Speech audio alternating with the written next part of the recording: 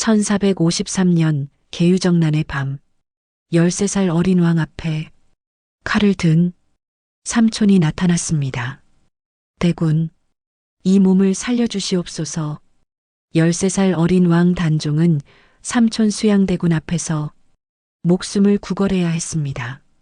그리고 그 옆에는 모든 것을 지켜봐야만 했던 한 여인이 있었습니다. 조선 최고의 금지옥엽 경혜공주, 할아버지와 아버지 그리고 동생, 남편까지 모두를 잃고도 살아남아야 했던 여인의 이야기. 구독과 좋아요, 그리고 알림 설정으로 여러분의 손끝에서 잊혀진 역사가 깨어납니다. 이야기 시작합니다. 1461년 한양 도성박 저작거리. 사지가 찢기는 능지처참의 형벌이 집행되고 있었습니다. 핏빛 비명이 하늘을 찢는 그 순간 군중 속에 몸을 숨긴 채 하염없이 눈물을 흘리는 한 여인이 있었습니다.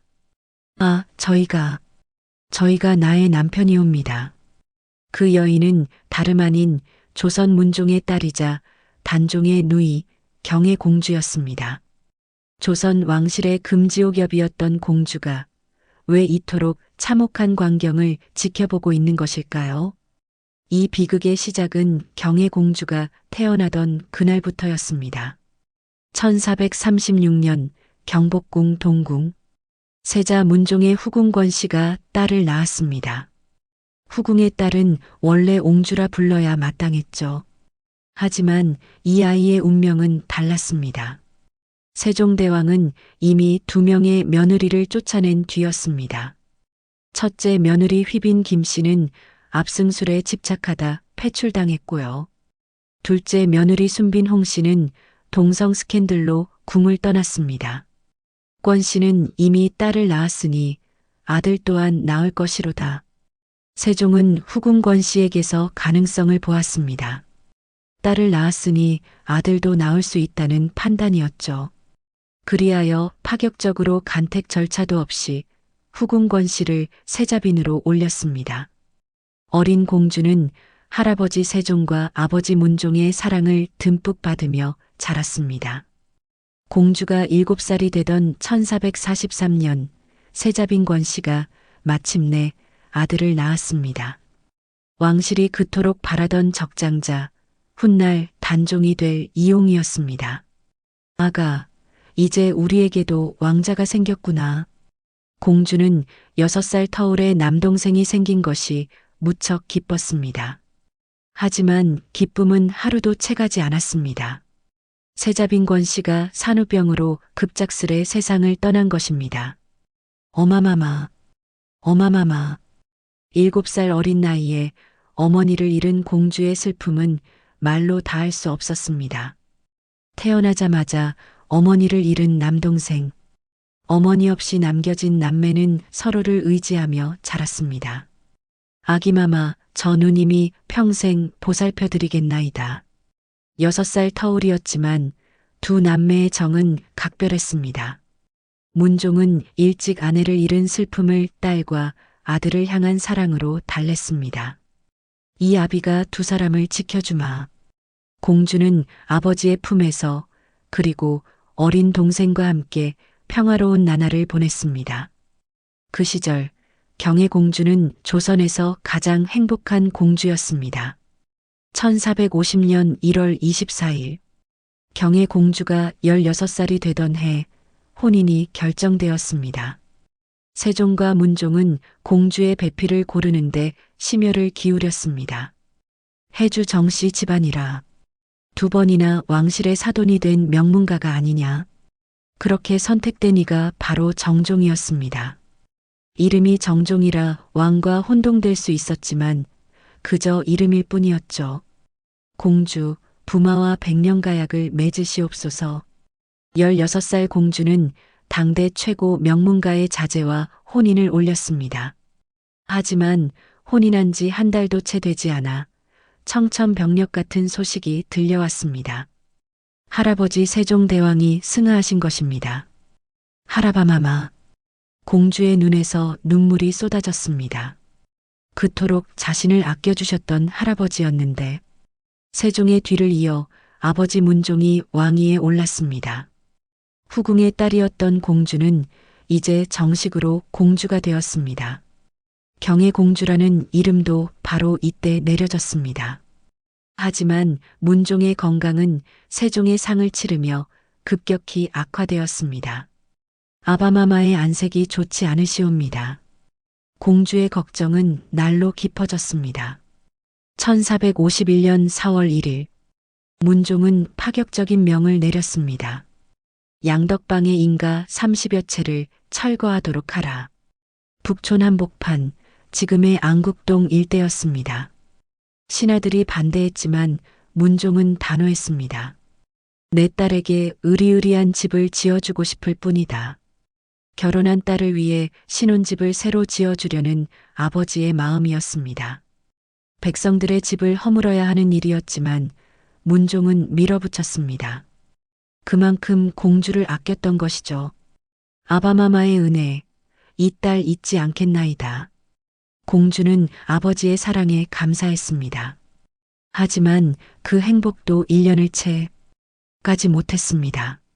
1452년 5월 14일 문종이 즉위 2년 만에 승하한 것입니다. 아바마마, 아바마마. 18살의 공주는 또다시 세상이 무너지는 슬픔을 겪어야 했습니다. 문종의 뒤를 이어 12살 남동생이 왕위에 올랐습니다. 단종이었습니다. 아기마마, 이제 주상전하가 되셨나이다. 어머니도 할아버지도 아버지도 모두 떠나고 이제 남은 혈육은 오직 어린 남동생뿐이었습니다. 단종은 어린 나이에 왕이 되어 궁궐에 홀로 남았습니다.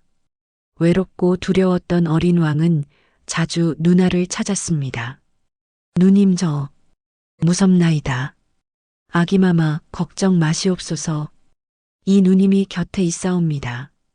공주는 남동생을 다독였습니다. 단종은 밤낮으로 경혜공주의 집을 찾았고요. 매형정종과 함께 시간을 보내며 위로를 받았습니다. 남매는 서로가 서로에게 유일한 의지처였습니다. 하지만 그 평화도 오래가지 못했습니다. 1453년 10월 10일 그날 밤 남매의 운명을 뒤흔드는 비극이 시작되었습니다. 내가 왕이 될 상인가? 그날 밤 수양대군이 군사를 이끌고 쳐들어온 곳은 궁궐이 아니었습니다. 바로 경혜공주의 집이었습니다. 단종이 그날 누나의 집에 머물고 있었기 때문이죠. 역적 김종서를 처단하고 오는 길이옵니다. 명패를 내어주시옵소서. 무장한 군사들 앞에서 13살 단종은 벌벌 떨었습니다. 삼촌, 삼촌, 나를 살려주시옵소서. 그것은 어렵지 않사옵니다. 소신이 처리하겠나이다. 수양대군은 단종의 명패를 받아 적대 세력을 제거했습니다. 한바탕 피바람이 휩쓸고 간 경혜공주의 집. 아버지가 사랑을 담아 지어준 그 신혼집이 비극의 무대가 되고 말았습니다. 주상전하, 괜찮으시옵니까? 공주와 정종은 떨리는 손으로 어린 단종을 부축했습니다. 계유정난 이후 수양대군은 조정을 완전히 장악했습니다. 공주와 단종, 그리고 정종은 불안에 떨며 하루하루를 버텼습니다. 2년 후인 1455년 6월, 공주를 벼랑 끝으로 몰아넣는 사건이 발생했습니다. 부마 정종을 잡아들이라. 남편 정종이 갑자기 병사들에게 끌려간 것입니다.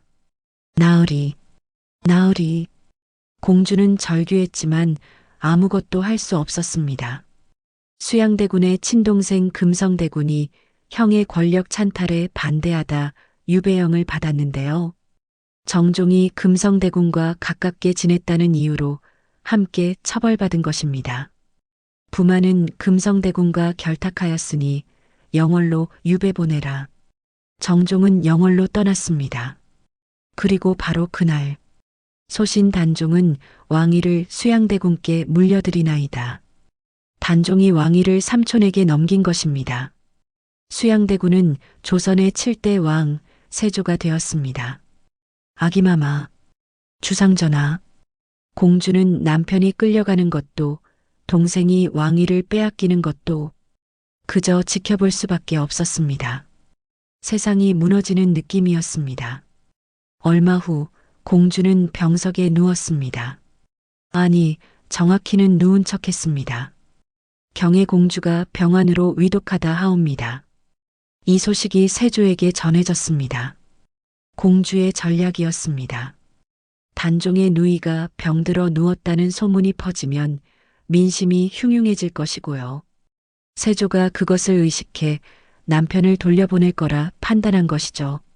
과연 세조는 경의 공주에게 약과 의원을 보냈고요. 정종을 유배지에서 풀어 한양으로 돌아오게 했습니다. 나으리, 살아 돌아오셨나이다. 공주는 남편을 껴안고 울었습니다. 그리고 며칠 후 병상에서 벌떡 일어났습니다. 조정 대신들이 발칵 뒤집혔습니다. 부마의 죄가 사라진 것이 아니옵니다. 다시 유배 보내소서. 세조는 신하들의 압박에 정종을 수원으로 다시 보냈습니다. 그럼 저도 함께 가겠나이다. 공주가 나섰습니다. 죄인의 아내가 유배지로 함께 간다는 것은 드문 일이었지만요. 세조는 허락했습니다. 공주에게는 가마와 노비, 매달 음식까지 제공했습니다. 하지만 조정은 또다시 문제를 제기했습니다. 수원은 너무 가깝나이다. 결국 두 사람은 김포 통진으로 옮겨졌습니다. 유배지였지만 공주는 남편과 함께였기에 견딜 수 있었습니다. 나으리, 우리 이곳에서라도 평안하게 삽시다. 공주마마, 죄송하옵니다. 정종은 공주의 손을 꼭 잡았습니다. 유배지에서나마 두 사람은 서로를 의지했습니다. 하지만 그 작은 평화마저 곧 산산조각 나게 됩니다. 1456년 세조, 즉위 2년, 한양에서 엄청난 사건이 터졌습니다. 단종을 다시 왕위에 올리려는 복위 운동이 일어난 것입니다. 단종을 복위시키고 세조를 제거하라. 성산문을 비롯한 6명의 충신이 거사를 도모했습니다. 훗날 사육신이라 불리게 될 이들이었죠. 하지만 거사는 발각되었고 이들은 참혹한 고문 끝에 죽임을 당했습니다. 세조는 이 사건의 배후에 단종이 있다고 확신했습니다. 상황을 철저히 감시하라. 단종은 더욱 깊은 감시 속에 갇혔습니다. 그리고 그 불똥은 또다시 경의 공주 부부에게 튀었습니다. 부마정종을 전라도 광주로 옮겨 유배하라. 정종이 복위 운동에 가담했다는 증거는 없었습니다. 하지만 단종의 매형이라는 이유만으로 더 먼 곳으로 보내진 것이죠. 나으리를 또 빼앗아 가시는 것이옵니까? 공주는 이번에도 남편을 따라 나섰습니다.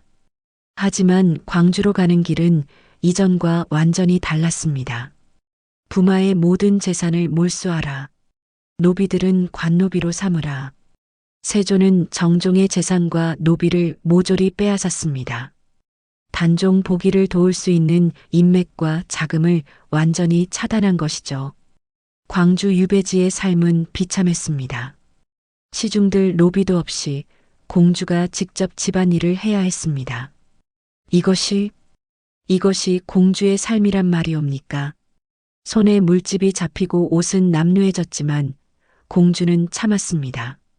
남편 곁에 있을 수 있다면 그것으로 좋겠습니다. 그러던 1457년 6월 21일 하늘이 무너지는 소식이 들려왔습니다. 상황 단종께서 노상군으로 강등되어 영월로 유배되셨나이다. 아기마마, 아기마마. 공주는 통곡했습니다. 상황의 자리마저 빼앗긴 동생. 그리고 4개월 후인 10월 21일 노상군께서 영월에서 사약을 받으셨나이다. 아, 공주의 비명이 하늘을 찔렀습니다. 어머니, 할아버지, 아버지에 이어 이제 유일한 혈육인 동생마저 떠난 것입니다. 보고 싶나이다.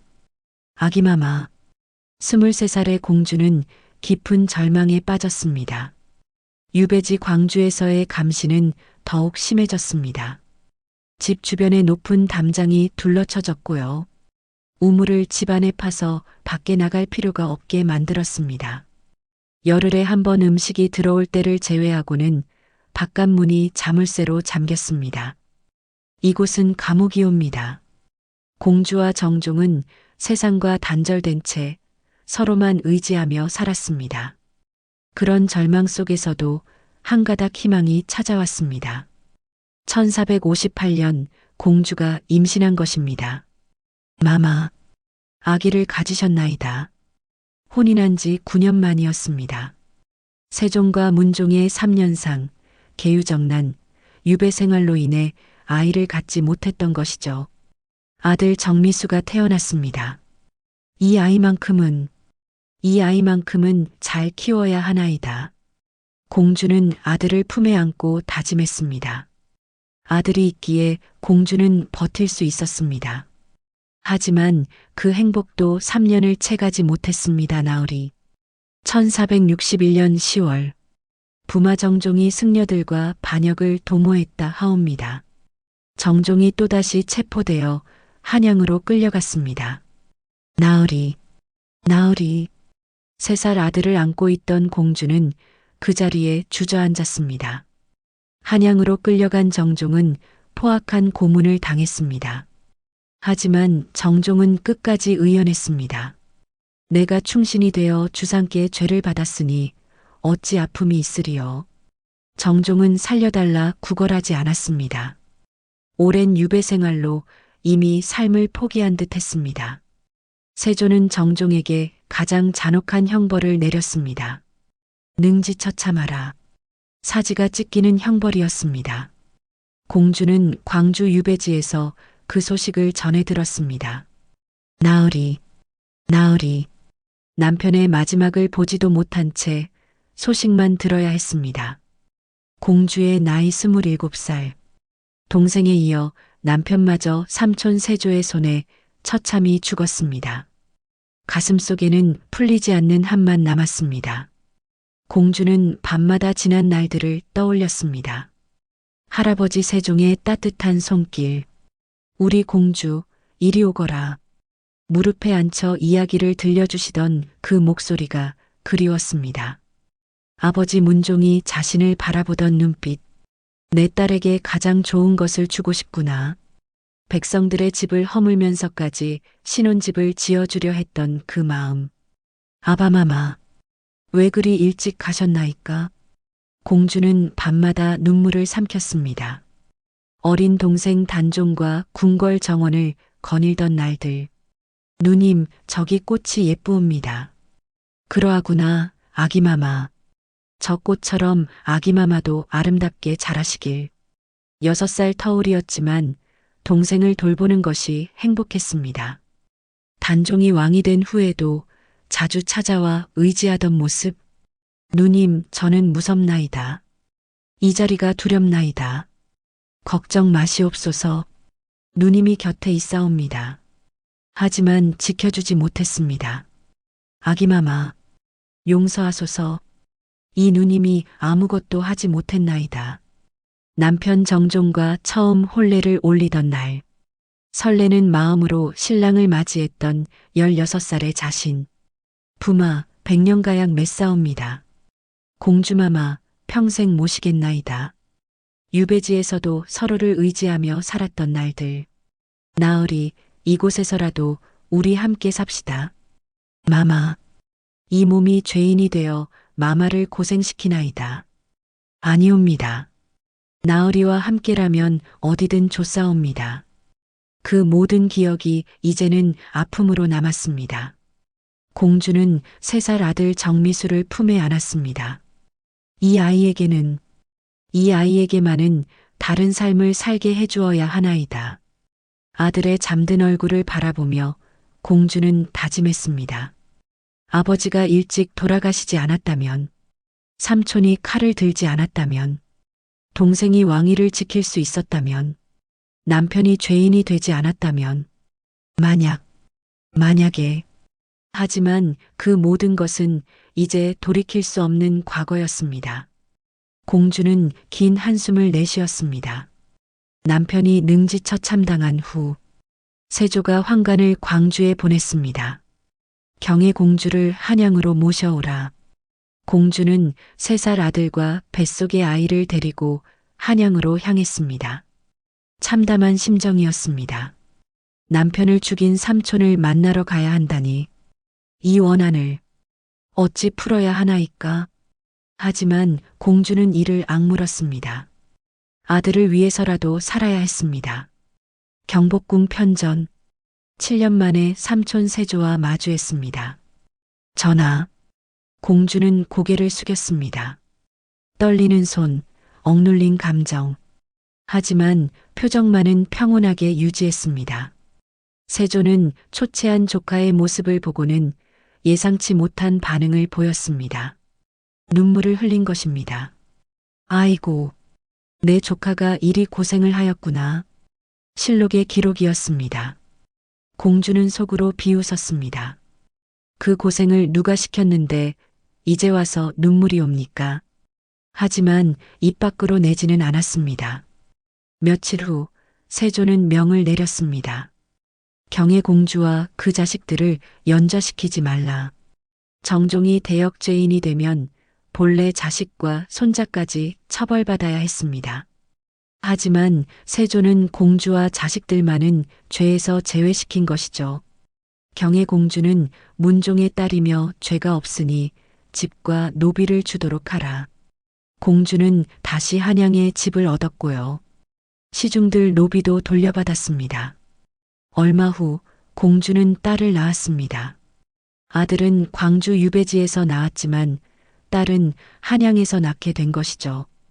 이 아이들만큼은 지켜야 하나이다. 세조의 배려 덕분에 공주는 경제적 어려움 없이 살 수 있었습니다. 민심을 의식한 조치였을까요? 아니면 조카에 대한 진심 어린 미안함이었을까요? 공주는 알 수 없었습니다. 다만 이것만은 확실했습니다. 삼촌의 눈앞에서 웃으며 살아가는 것이 얼마나 고통스러운 일인지. 나으리, 아기마마, 이 몸은 아직 살아있나이다. 공주는 밤마다 남편과 동생을 떠올리며 눈물을 삼켰습니다. 좋은 집, 좋은 옷, 좋은 음식. 하지만 그 무엇도 가슴속 한을 풀어주지 못했습니다. 이것이 과연 복인지 벌인지. 공주는 깊은 번민에 빠졌습니다. 한양에서의 삶은 평온했습니다.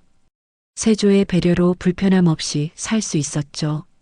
하지만 공주의 마음은 더욱 무거워졌습니다. 나으리를 죽인 이에게 은혜를 입다니 죄책감이 밀려왔습니다. 남편을 처형한 삼촌에게 집과 노비를 받아 사는 자신, 동생의 복수도 하지 못하고 삼촌의 시혜에 의지하는 자신, 이것이 옳은 일이옵니까? 나으리, 밤마다 남편의 환영이 나타나는 것만 같았습니다. 궁궐에 들어가 세조를 뵐 때마다 가슴이 찢어졌습니다. 전하, 은혜 감사하나이다. 그 말을 할 때마다 혀를 깨물고 싶었습니다. 아들과 딸을 바라볼 때도 마찬가지였습니다. 이 아이들을 위해 나는 무엇을 하고 있는가? 세조의 비위를 맞추고 세조의 은혜에 감사하며 사는 것. 그것이 과연 자식들을 위한 길인가? 공주는 날로 야위어 갔습니다. 그리고 마침내 결심했습니다. 이 삶을 내려놓겠나이다. 공주는 조용히 궁궐을 찾았습니다. 세조의 아내 정의왕후를 뵙기 위해서였습니다. 중전마마, 공주 무슨 일이시옵니까? 부탁이 있사옵니다.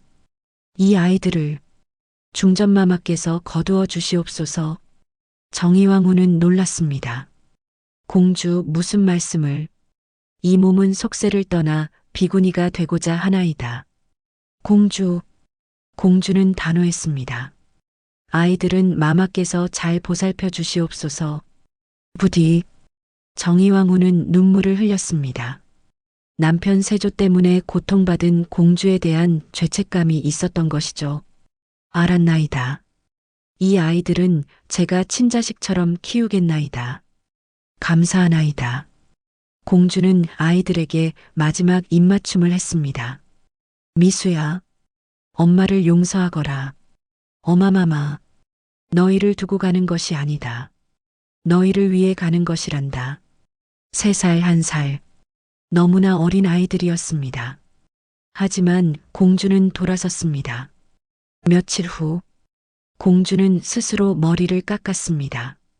긴 머리카락이 바닥에 떨어졌습니다. 거울 속 자신의 모습이 낯설었습니다. 하지만 마음만큼은 조금 가벼워진 것 같았습니다. 이제 편히 쉬십시오. 나으리 아기마마. 공주는 절로 들어갔습니다. 아침 저녁으로 연불을 올렸습니다.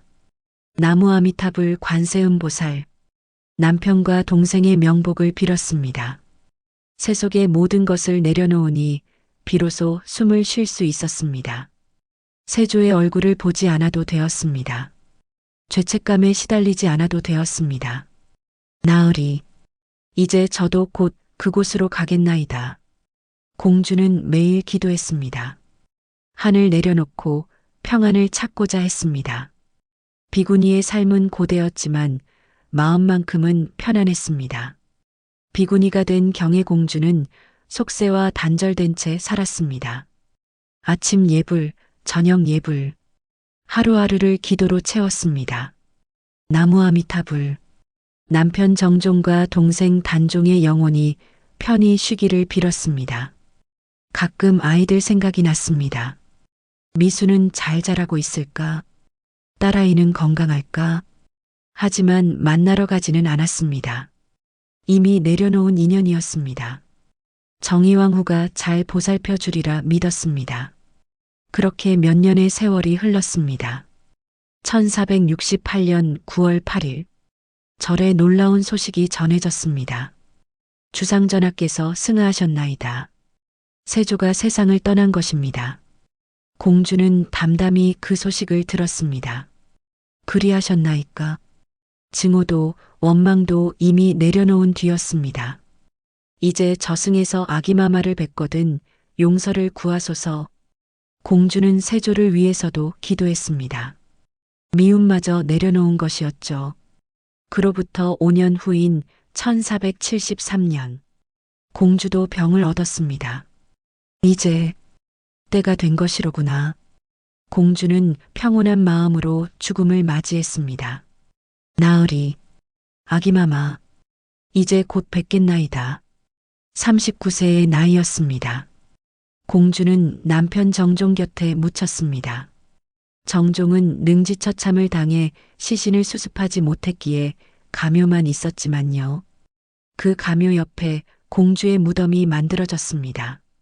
부디 저승에서는 함께 하소서. 공주가 죽은 후 남겨진 아이들은 어떻게 되었을까요? 정의왕후의 보살핌 속에서 두 아이는 무럭무럭 자랐습니다. 특히 아들 정미수는 훌륭하게 성장했습니다. 성종대의 관직에 나아가 승승장구했습니다. 아버지의 죄로 몰락했던 가문을 다시 일으켰습니다. 어마마마, 이 아들이 해냈나이다. 정미수는 어머니 경혜공주의 묘소를 찾아 절을 올렸습니다. 공주가 그토록 바랐던 일이 이루어진 것입니다.